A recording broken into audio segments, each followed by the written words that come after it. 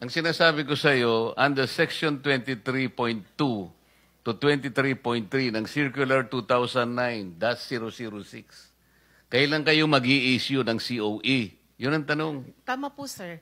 Kailan nga? Sir, pagka na-receive na po yung kopya ng Notice of Final and Executory or Notice of Finality of Disallowance, sorry po. Kaya yung NFD po, pag na-receive na po yan ni management, bibigay po ni auditor yung isang receiving copy, let's say sa case po kasi namin, sir, pag auditor lang po yung nag-issue ng NFD, isasubmit niya po yan kay Hindi ko director tinatanong niya. sa iyo kung kailan isasubmit ang lahat Hindi, ng sir, kasi requisites. ganun Ang po yung tinatanong ko sa iyo proseso. kanina, alam mo, paikot-ikot Opo. ka eh. Sige po. Ano ang time frame bago kayo mag-issue ng COE? Sir, upon receipt po noong NFD, yung Notice of Finality of Decision, may kopya po yun si auditor ng receiving file.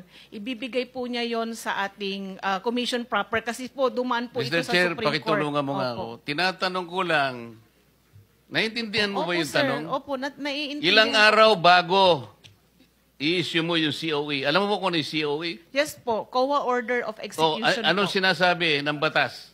Sir, ang Ilang araw? 15 days po. O, mali ka na naman eh. 5 days.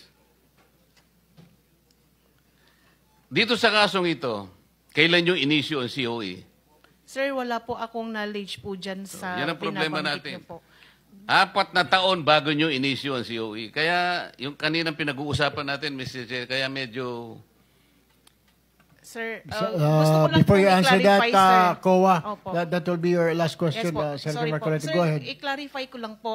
Yung SBMA po kasi na sinasabi ni Senator Marcoleta, sir, ibang auditor po kasi ang may hawak doon.